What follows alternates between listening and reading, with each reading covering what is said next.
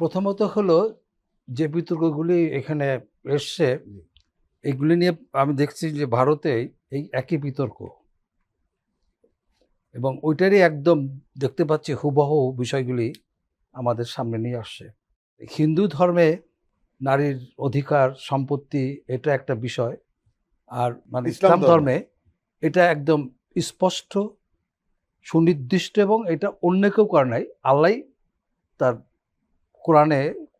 পবিত্র কোরআনে সেই বিধানগুলি করে দিয়েছে। আমি দেখেছি এখানে যে ওই কমিশনের যেটা প্রথমত হলো যে এটা সুপারিশ, কিন্তু সুপারিশ নিয়ে যে বিতর্ক হতে পারে এটাও কিন্তু ভাবি নাই, কিন্তু এটা ঘটে গেল এই ক্ষেত্রে। কোরআনুল করিমের মধ্যে সূরা নিসায় এটা স্পষ্ট করা আছে, ইভেন যেমন পুত্রের যে সম্পদ আছে নিজের নামে, সেটা পুত্রেরই। ইসলাম অনুসারে ওই সম্পদ পিতামাতা ভোগ করা তাদের জন্য মানে ভোগ করতে পারবে, কিন্তু সন্তান যদি মারা যায়, মারা গেলে এটা পিতামাতাও সম্পদের অধিকারী হবে, তার সন্তানেরও হবে। আমার এত চমৎকারভাবে কোরআন এগুলি ভাগ করে দিয়েছেন আল্লাহ পাক, এটা নিয়ে কিন্তু কোনো বিতর্ক আমাদের যেখানে শতকরা 90% মুসলমানের দেশে অনাহুত বিতর্ক সৃষ্টি করা। আমি জানি না এই ধরনের কমিশনে কোনো কোনো এক্সপার্ট, কোনো আলেম ছিলেন কিনা যারা এই সম্পর্কে অভিজ্ঞ, সেই ধরনের কোনো কেউ ছিল না। তবে এই ধরনের কমিশন আসলে থাকা উচিত ছিল।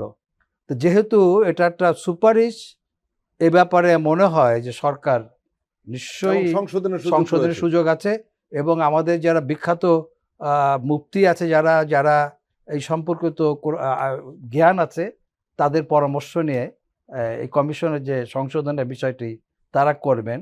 এবং আমার যেটা মনে হচ্ছে যারা এটার সঙ্গে যুক্ত আছেন তারা হয়তো আমাদের যে ইসলামের যে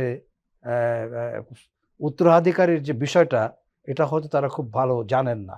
জানলে হয়তো ওনারা এই কন্ট্রাডিকশনের মধ্যে যেতেন না। কারণ এটা এমন একটা জিনিস যে অন্তর্বর্তী সরকার নয়, অন্য কোনো সরকার হলে এতক্ষণে রাস্তাঘাটে হাজার হাজার লোক নেমে যেত এই প্রতিবাদে। তা আমরা মনে করি যে এই ভুল সংশোধন হবে এবং এইভাবে ঢালাওভাবে এইসব জিনিস যেখানে সুস্পষ্ট কোরআনিক নির্দেশ আছে, সেইটা লঙ্ঘন করার অধিকার বা ক্ষমতা কোনো মানুষের নাই। এটা হলো একজন মুসলমান হিসেবে আমার বিশ্বাস। আরেকটি বিষয় নিয়ে কিন্তু ব্যাপক বিতর্ক হচ্ছে, সেটা হলো শ্রম আইন সংশোধন করে যৌনকর্মীদের মর্যাদা ও শ্রম অধিকার নিশ্চিত করার কথা বলা হয়েছে। যৌনকর্মী বলে ইসলামে কিছু নাই। আমার পরিপূর্ণ একটা ইসলামিক জীবনযাপনের দেশ এটা। আমরা শতকরা 90% মুসলমানের দেশ। অনেকে হয়তো ইসলাম ধর্মকে ওভাবে পালন করে না, কিন্তু বিশ্বাস থেকে বিচ্যুত হয় খুব কম লোক। তারা বিশ্বাসটা ঠিকই থাকে।